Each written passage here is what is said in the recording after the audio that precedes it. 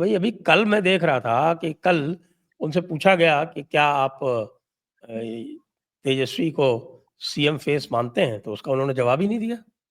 नहीं दिया, नहीं दिया। मैंने क्या बोला सर, प्लानिंग यही है। मैं कांग्रेस को मुसलमानों से ज्यादा अच्छा रीड करने लगा हूं आजकल, मेरा ये ऐसा मानना है, हो सकता है मैं गलत हूं। देखिए, जो उनके अध्यक्ष हैं खड़गे जी ने जब बोला था कि कांग्रेस अगर 20-30 सीट एक्स्ट्रा आ गई होती तो हम सरकार बना लिए होते, तो संजय सर मुझे ये बताइए कि किस स्टेट में एक्स्ट्रा ये चुनाव ज्यादा सीटें लड़के लेके आ सकते थे, और किस स्टेट में रीजनल पार्टी को खत्म करके ये सीधे बीजेपी वर्सेस कांग्रेस कर पाएंगे।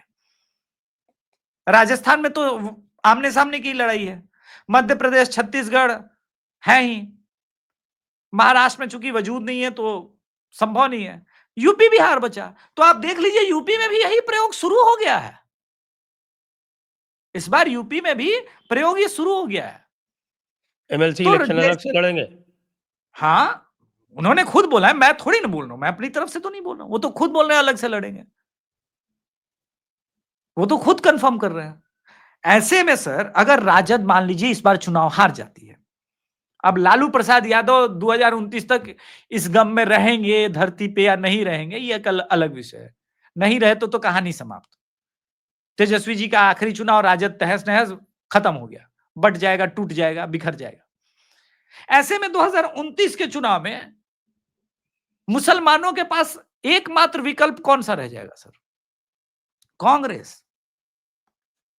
और वाई कम्युनिटी हो सकता है आधा राष्ट्रवादी बन जाए, आधा ये बने, तो जदयू राजद जो है उतनी ही बची की पार्टी रह जाएगी। कांग्रेस बोलेगी आना है आओ, नहीं तो हम चले अकेले। यही तो प्लानिंग है सर, यही तो खेल है राजद के विरुद्ध। राजद को और तेजस्वी यादव की राजनीति पर यह शनि दोष चल रहा है सर, और शनि की दृष्टि में देख रहा हूं बड़ी वक्र है। अगर जल्दी कुछ उपाय नहीं लगवाया, भालू से नहीं फुकवाया, घोड़े का नाल नहीं ठुकवाया, तो मुश्किल है सर।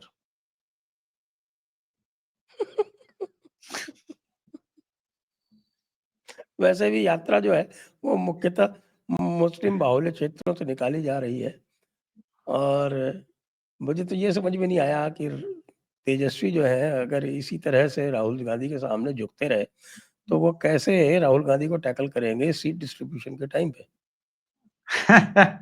मुझे कुछ और दिखा सर, जिस प्रकार से ये दोनों बुलेट चला रहे थे, बताइए हाँ। इनको नेता बनना है या जोमेटो का डिलीवरी बॉय बनना है? और ये पूछ रहे हैं कि साहब के क्या उनके जो चमचे हैं वो पूछ रहे हैं कि साहब के क्या मोदी चला सकते हैं। नहीं, मोदी तो फाइटर जेट चला रहा है। जो फाइटर जेट चला रहा है वो बुलेट क्यों चलाएगा? आपने राजकुमार की कोई फिल्म उठा लीजिए सर, नहीं, राजकुमार की मोदी जब चलाते थे तो वो उसपे वो और आपके वो हमारे वाघेला खट्टर जी। साहब, बघेला जी नहीं बाद नहीं, में खट्टर साहब भी बहुत बैठे हैं। खट्टर साहब तो वो बैठ के और पोस्टर चिपकाते थे जाके, हाँ किसी काम से चलाते थे। जी, तो ये लोग बच्चे हैं, अब बच्चों का क्या है। फिर वही जब बात कोई जो मैंने काम कहा, होता था उसको चलाने का तब वो चलाते थे, वो ड्रामे के लिए नहीं चलाते थे। वही दिक्कत यही है ना कि यहाँ यहाँ जोमेटो डिलीवरी बॉय बनने का लगा हुआ है।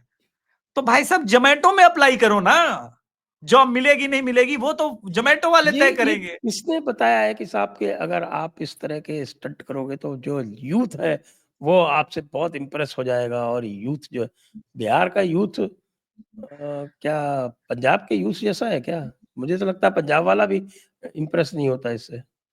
आप यही इनकी प्रॉब्लम है।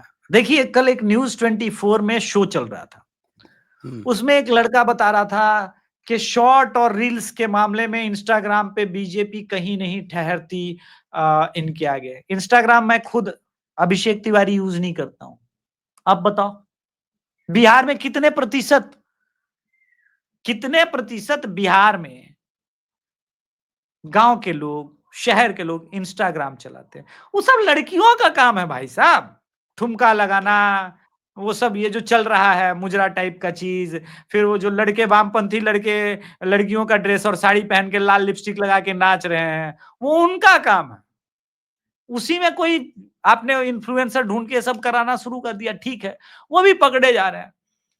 ये सोशल मीडिया इंस्टाग्राम पे चुनाव नहीं होना है।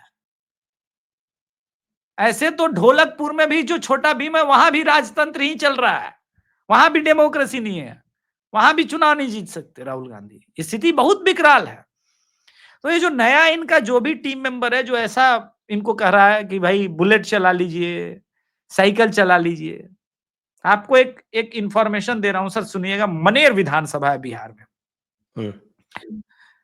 भाई वीरेंद्र वाला सुने ना, जो ऑडियो सुने होंगे जिसमें वो बोलता है सचिव को कि अरे तुम भाई वीरेंद्र को नहीं जानता है रे, जिसको पूरा दुनिया जानता है। वो ऑडियो तो सुने होंगे सर, भाई वीरेंद्र वाला। तो उसी का विधानसभा है। अब सुनिए, अच्छा। कहानी में एक ट्विस्ट आया है सर। 3 दिन पहले हाँ। कहानी में जबरदस्त ट्विस्ट आई है। निसंदेह भाई वीरेंद्र अगर अकेले चुनाव लड़े और बीजेपी मतलब एनडीए के अगेंस्ट महागठबंधन और भाई वीरेंद्र, तो मनेर विधानसभा से उसको हराना संभव नहीं है। लेकिन ये तब हो जब अकेले लड़ता है। तेज प्रताप यादव, लालू प्रसाद यादव के बड़े बेटे ने 2 दिन पहले शंकर यादव को टिकट दिया है। अब मैं बता दूं दर्शकों को कि शंकर यादव न बल में, न बाहुबल में, न पैसे में, न गुंडई में, किसी लिहाज से भाई वीरेंद्र से 19 नहीं है। और तेज प्रताप यादव ने खुले में ताल ठोक के कहा कि हमरा शंकर यादव ऐसा पटकेगा भाई वीरेंद्र को कि राजनीति ये खत्म कर देंगे। अरे बाप रे बाप, तेज प्रताप को भी वोट मिल जाएगा क्या? यही तो गलतफहमी है लोगों की। तेज प्रताप को नहीं मिलेगा, शंकर यादव को मिलेगा। कभी कभी कैंडिडेट बहुत इंपॉर्टेंट हो जाते हैं और वो भारी भारी पड़ते हैं। तेज प्रताप यादव के जो शरण में या उनके आसपास जो टीम और ये बन रहा है, वो शुभ संकेत नहीं है सर। वो राजद के लिए कतई शुभ संकेत नहीं है। और वो आदमी एक के बात बोल रहा है, जिंदगी का एक के मकसद है बदला। क्योंकि वो आदमी हरियाणा वाले यादव से बदला लेना चाहता है।